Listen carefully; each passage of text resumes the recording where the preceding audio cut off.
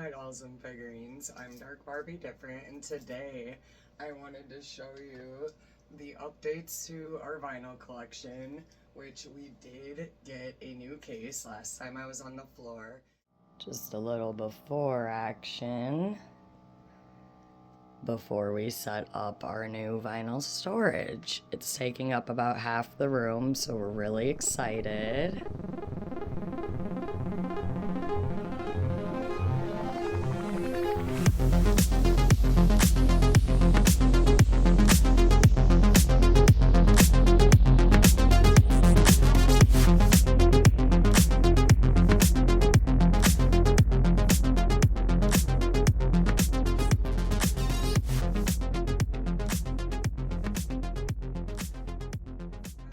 Over 215 records. I do track my records on DISCOGS.com, which I will link below.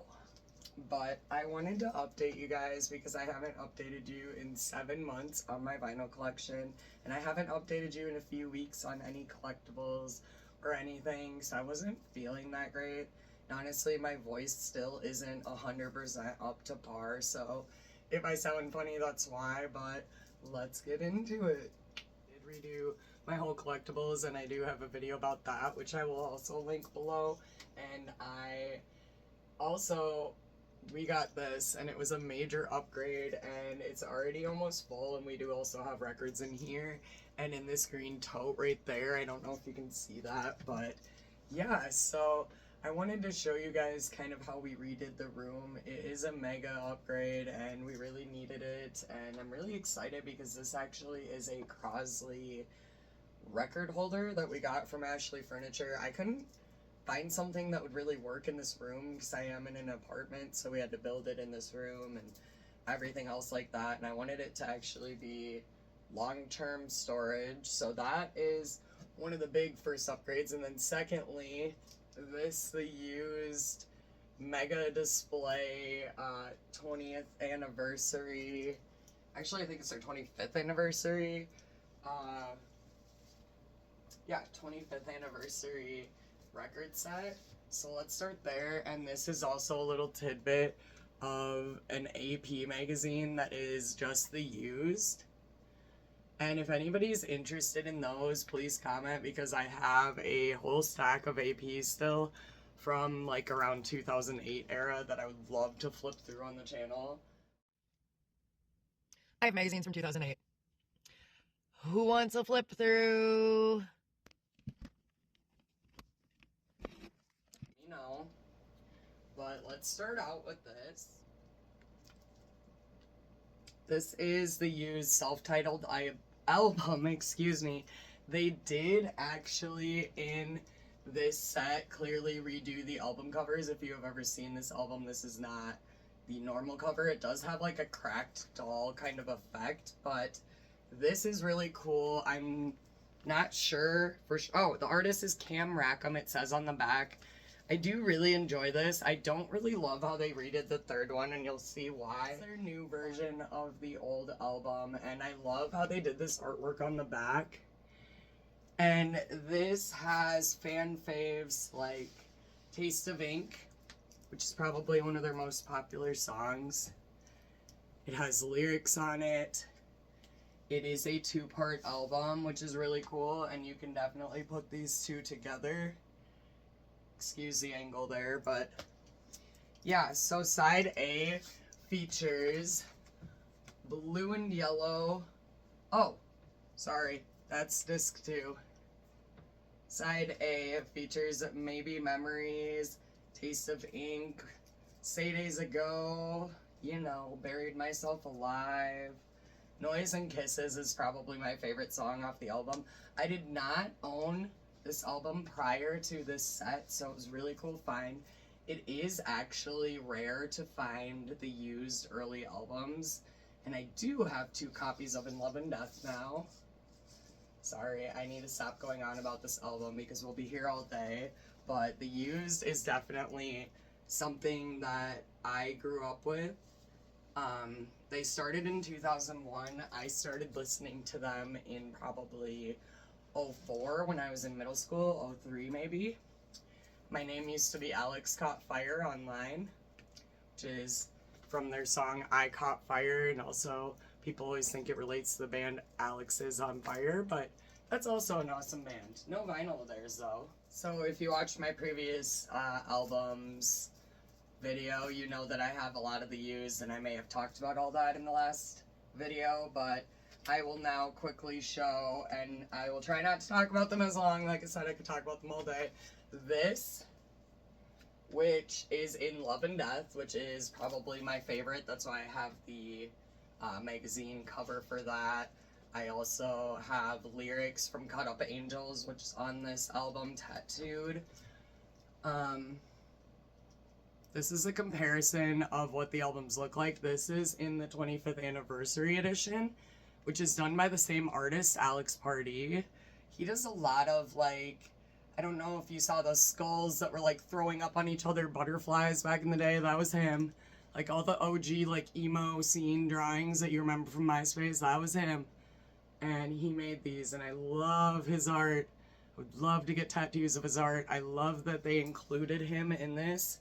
I love the little, like, and art, like, in Love and Death, but it's like, and heart, and skull. I have hearts from the used concert that I'm pretty sure they released to, like, I Caught Fire or some shit, and it, put those in with my albums, but this is the third one, which I don't love the art for. Sorry to who made it. I don't think it really is the used-ish. I mean, yeah, like a bird and the worm, but I don't know. It's just random to me. I do think this part's actually kind of cool. The more I look at it, the more I like it. It's also got that gold inside. I'm not going to go through every single thing. Like I said, oh, I haven't opened this one, so we're not going to open it right now. But they're all that gold nugget kind of album. It was very much worth it to me as a fan to get that. I don't know if you can see, but it has like the cracked, there goes it all. It has like the cracked skull doll inside, and it has like everything I ever needed as a super fan. Seen them live probably 10 times over too. Oh, I guess I haven't opened this one either, but this one has all the fan faves that is the same as this, you know. So, if you're a mega fan like me, I would definitely suggest getting it. I don't think they sell it anymore. I think you would have to get a resale. I did buy it the day it came out, and I'm really glad I did because it sold out that day.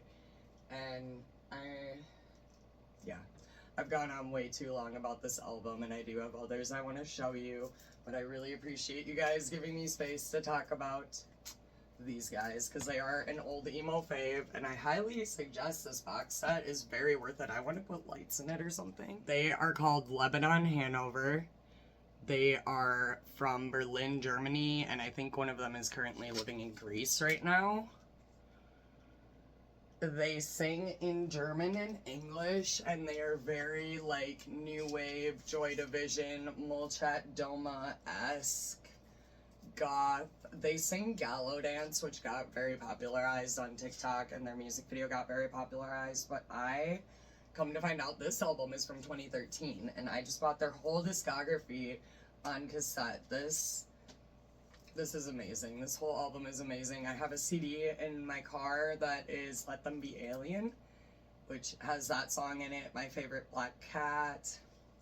They're so good. I'd highly suggest checking out their music videos.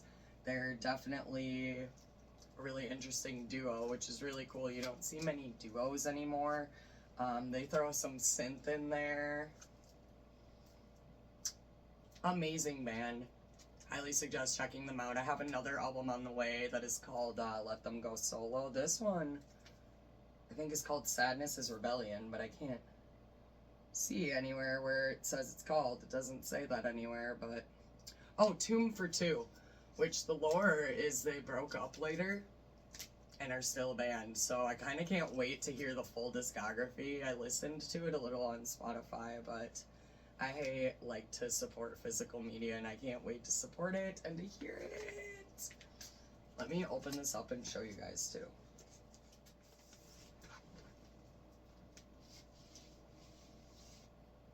So it's really interesting because some of their stuff, like I said before, is actually in German.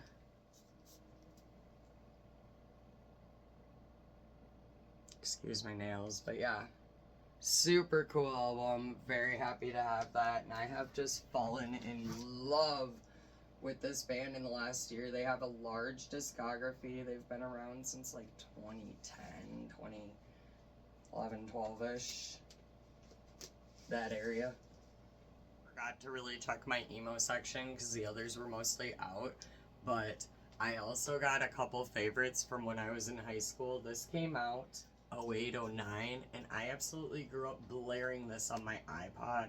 I thought about having Jules by Meals, I had thought about having her put this on the iPod, which I still can myself, but I loved this album, and I absolutely love this, like, iconic early 2000s picture of them. They have songs like What Happens If I Can't Check My MySpace When We Get There. They were very electronic-y, hardcore, post-hardcore-ish. I'm pretty sure they were Christian. That was the thing back in the day.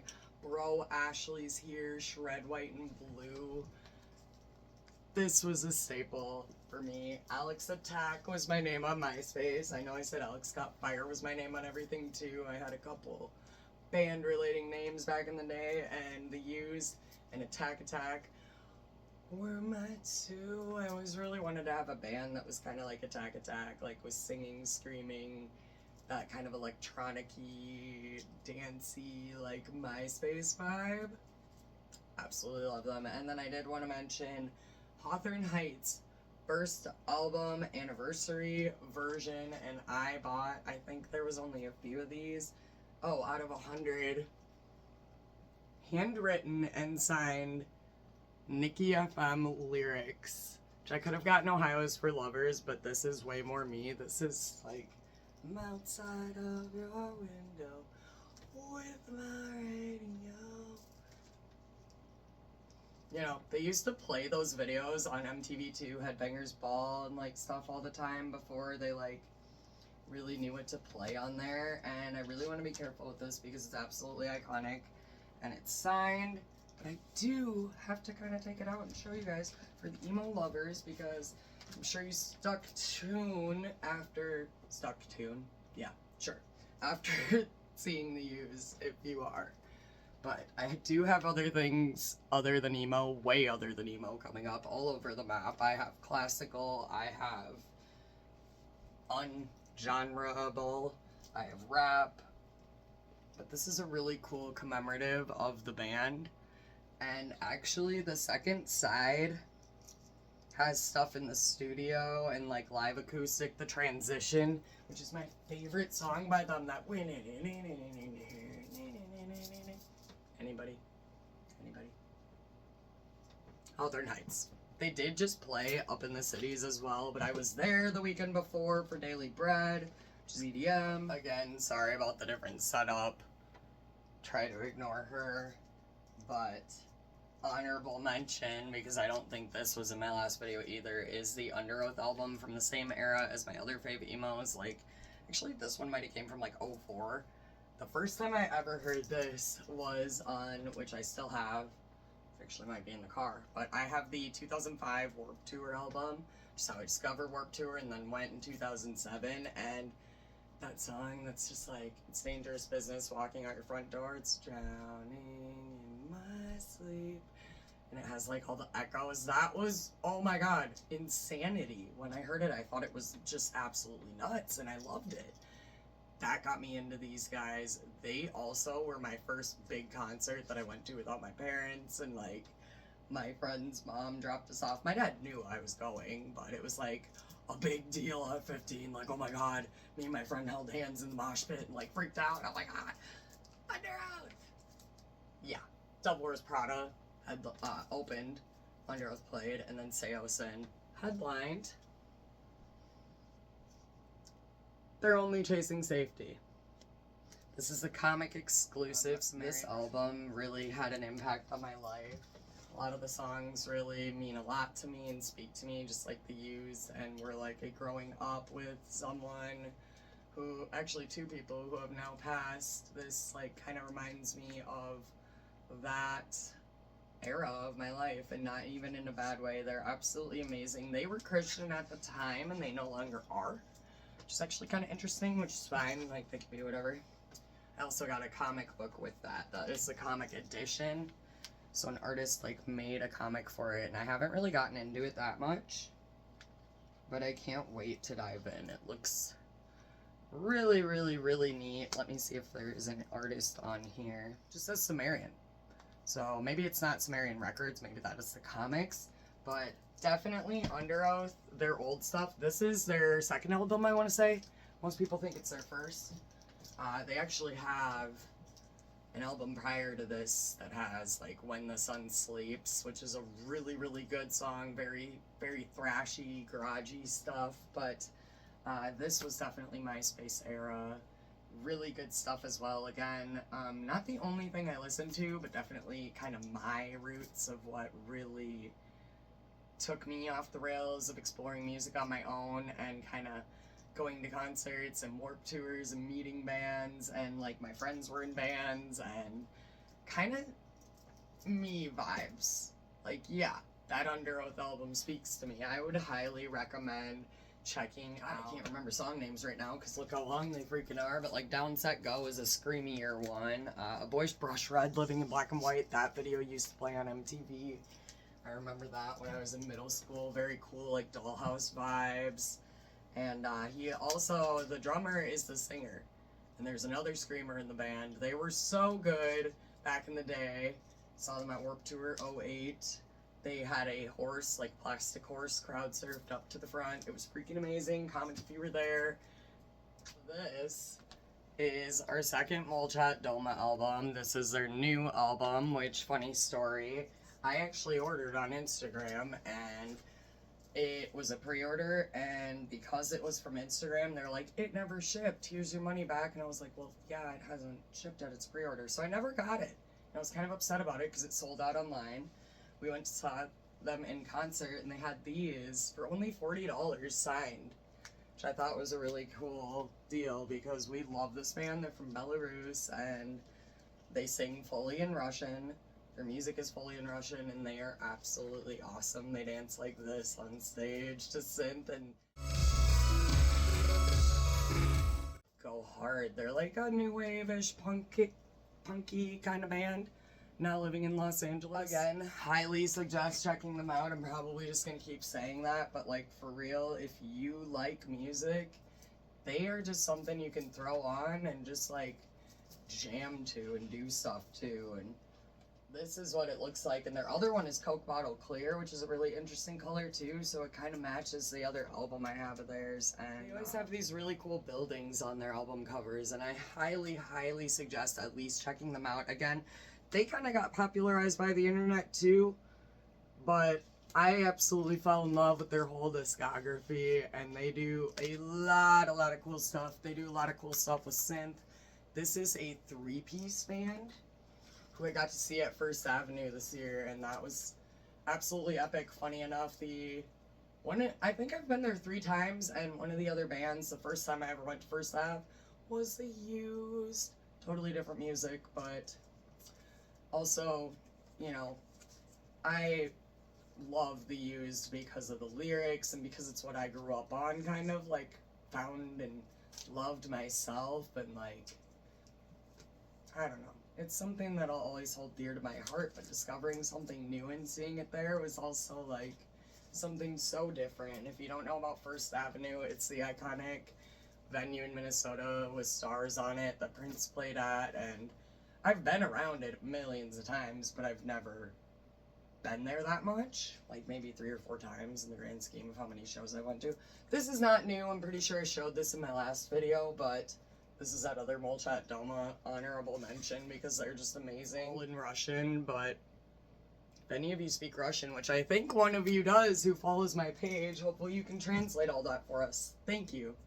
And secondly, yeah, honorable mention because this is the album that, like, popularized. So these are actually my boyfriends, but I did want to mention them because they're freaking awesome and we listen to them a lot. Hot Sugar, which I got for him. Moon Money. This album is absolutely amazing. I think it has Girl Who Stole My Tamagotchi, There's a Man Waiting at the Bottom of the Stairs, Mind Control, like, just other songs that are kind of weird, obscure names, kind of sound messed up, yeah, that's Hot Sugar. And he is like very hard and obscure to explain, but I absolutely love his music. You could just get lost in his music. If you go on his YouTube, he has a driving simulation that just goes on, and it's actually really well done. There's a Hot Sugar car, and the music, I can't even tell you guys what it is. It's like electronic-y, but it's not like EDM. It's like makes you think. And when I looked him up more, he uses samples actually, which is really interesting. And there's also a video of him playing piano randomly at an airport. Like, you guys should check out Hot Sugar. He's freaking awesome. And I want to show you guys the insert. Hopefully it's okay to show it on the tube. It's trigger warning, a knife, and a little bit of human blood. Here's the front. So I'm about to show that in a second for anybody who cares.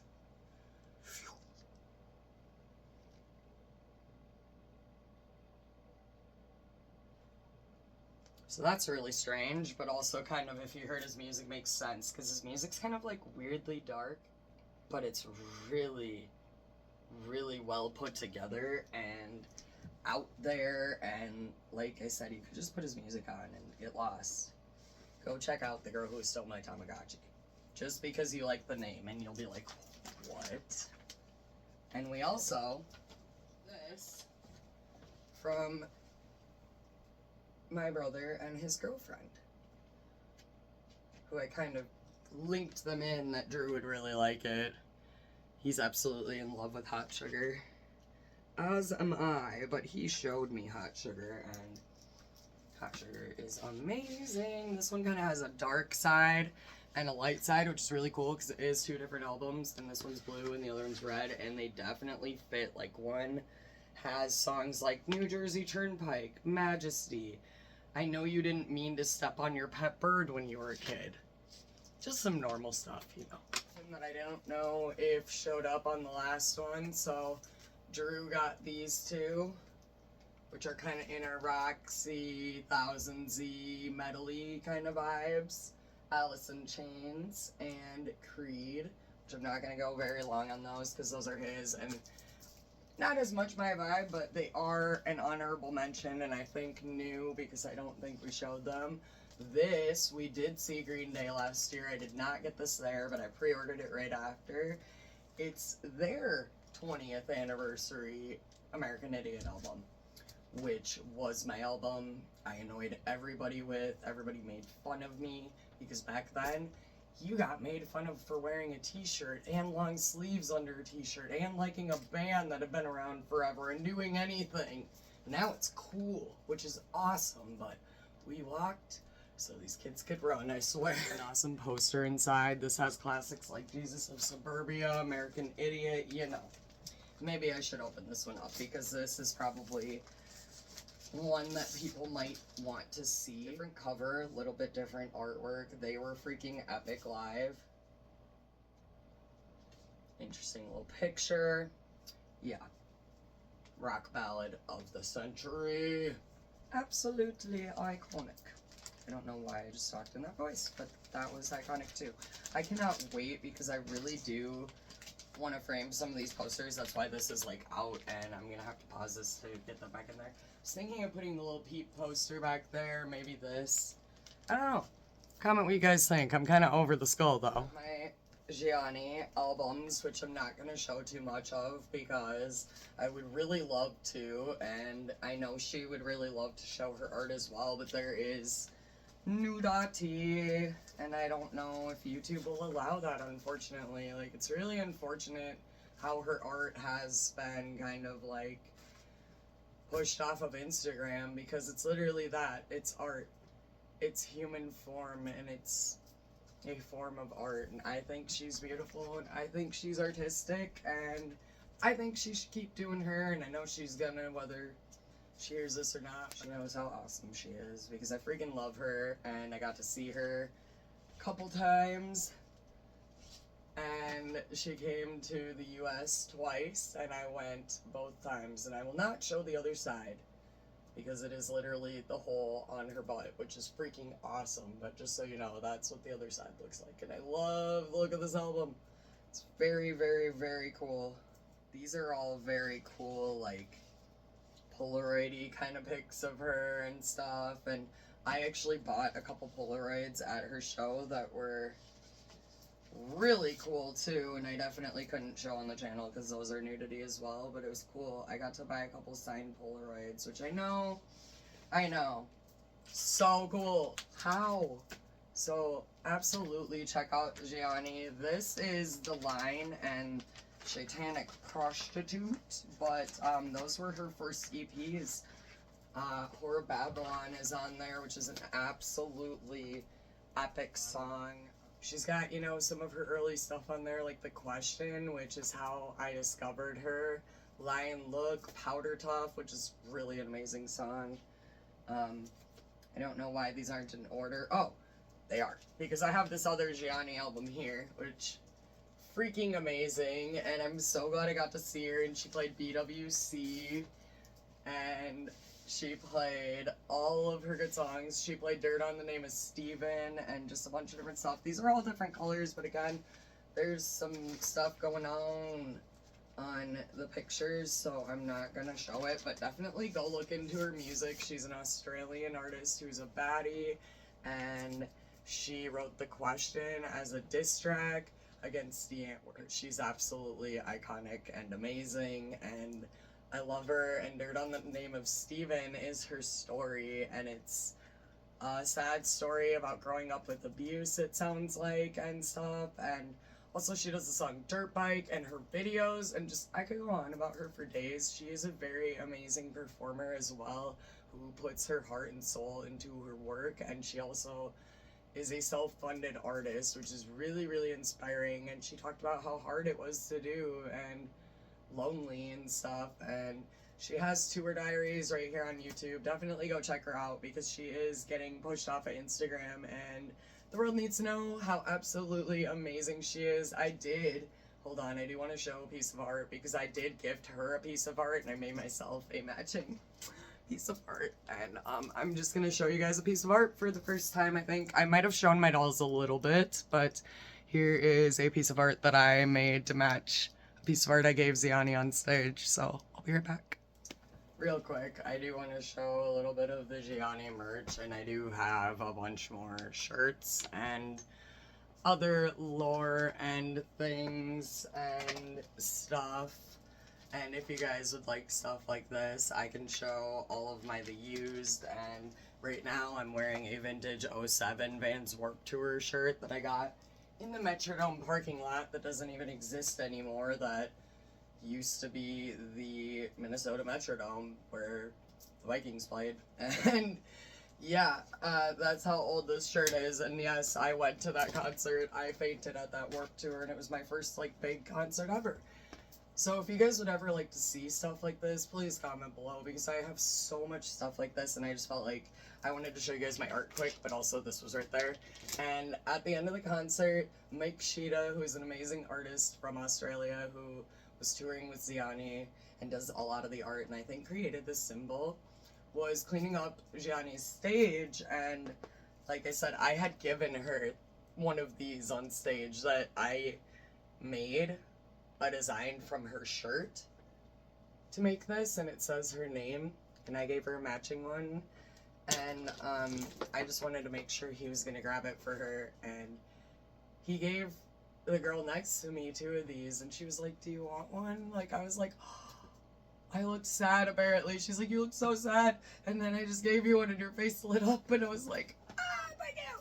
Because I was like, oh my god, I should have thought of that. I wasn't sad, I was just like, I was literally just talking to it. Why didn't I take one?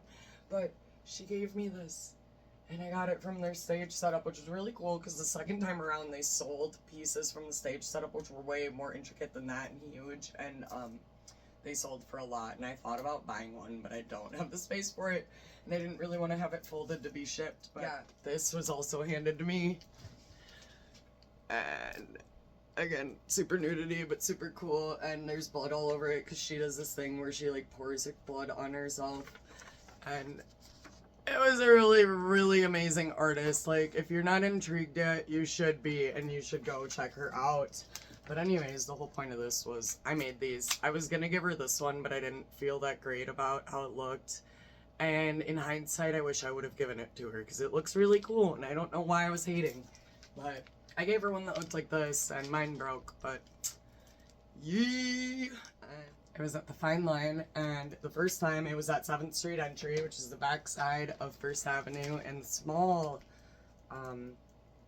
venue, so it was really cool to see her at a small venue. But again, I could go on about Gianni for a million years. I absolutely love her. I think she's an amazing artist, and I think if none of that convinced you to check her out, then I don't know. You should. I also have Gianni on these, but this was made by Jules by Meals on Instagram, except for this part, but I made it into like a bolo tie today, so yeah. Next, I want to mention something really neat that a customer gave me, who is kind of my friend too, on Snapchat, and we talk at work, and she found out that I had cats, and I showed her a picture of my cats in front of my new case, and she was like, oh my gosh, you collect vinyl, and she brought this in to show me. Wow, that is so cool. It's Beethoven's Symphony on vinyl, which we really like, classic, and it's like 5 or 6 different albums. They're 45, so it spins at 45, and you put one in, then you put the next in, and you keep going, and then you flip the last one and go backwards, I think. So it's really, really cool. This is an album from the Treasury of Immortal Performances. Beethoven Concerto in D, OP 61. It's really cool, and it's from 1943, which I found out was the year of my dad's mom, Grandma Bridget's birth year. So that is really, really cool, and absolutely amazing that people think of me, and I am very eclectic. Like, our records go from classic rock, jazzy, musical. This is like alternative rock classics. This is my fave ladies like Gianni and Poppy and stuff. Down there is our rap, and then EDM, and then here is alternative, emo, metal. We have a lot of stuff, and in with the jazzy, I put Chopin because I have nowhere else to put him, and we have a few now that are vintage, so that's also really cool. And also, I don't know if I showed every single record last time because I also have some Christmas albums and other albums, but like I've already said, you guys can go check out my other video and see what that's all about. So, alright, and then I have Sick Brain. I love her. I love this album. She's very unique, and this is signed. And when I first got it, it plays on 45 speed, and I was so tripped out, and I thought it didn't work. This is Poppy, which is such a beautiful album. This is from my brother, and I got this for Christmas. And we saw Poppy live. It's so cool, and her new album is so good, Negative Spaces. I highly suggest you check it out if you haven't heard Poppy. I think this is a good intro to her because her other stuff is very theatrical, very storytelling, very out there to people. And Halo on here, Negative Spaces, very good intros to her, and there's a very, very schmecksy picture of her in there that I'm not going to show on YouTube, but it opens up and is really cool. Jasmine Bean's new album, which I also got a charm bracelet to match the song Charm Bracelet. If you hear that, that is my cat messing with the camera arm right now. Apes! Really cool album and very cool edition. And I don't know if I'm forgetting any. You should know and need to know. Back to Black. Obviously. You know I'm no good. Rehab, which I hate Rehab, but Tears Dry on Their Own. You Can Only Hold Her for So Long. Buttress, who was the opener of Gianni and absolutely freaking amazing, and now Pax, who also played with Gianni, needs to make vinyl. Pax, which we're getting off topic now, but Pax was a happy hardcore artist who was freaking awesome. Buttress is an amazing rapper from the United States that Gianni really likes and made a song with, Spoils of War. You should go check it out. I also have a playlist called Dark Barbie's Dance Party, which has it on there, and this album is called Endo Functor, and she is very out there and very different and very like creature-like, kind of dark. I like her. So if you need something different, definitely check her out. If I zoomed through those last ones fast, it's because I felt like I spent too much time on the ones in the beginning, and now I just want to gloss over. I don't know if there's any missing. Oh, I did get this one, which is a 45 of Lola Young's Messy, and she is popping off right now. Absolutely iconic, amazing artist from the UK who actually has the same manager as Amy Winehouse. But anyways, guys, I think that might be it for new ones. I don't know, actually I feel like I definitely got some vintage ones since I showed you guys, but I'm not sure. I definitely put them all in my DISCOGS, but it's hard to like remember once I put them all away. We definitely got a lot of new cassettes, and we have a whole tote that he got from his family that has vinyl in it too, so it's kind of like we needed this and we were at an overwhelming place, and now it's so much easier to look at, but I still like, they all feel like they've been mixed in now and they're at home now, and we listen to them all so much. I hope I showed you guys all the new ones, and if not, you definitely know that I will be back doing a full-on tour. Last time it was like an hour-long video, so expect one of those this year, because I definitely have more vinyl on the way. And you guys have a great morning, day, evening, or night, wherever you are in the world. Star Child also says goodbye. Bye.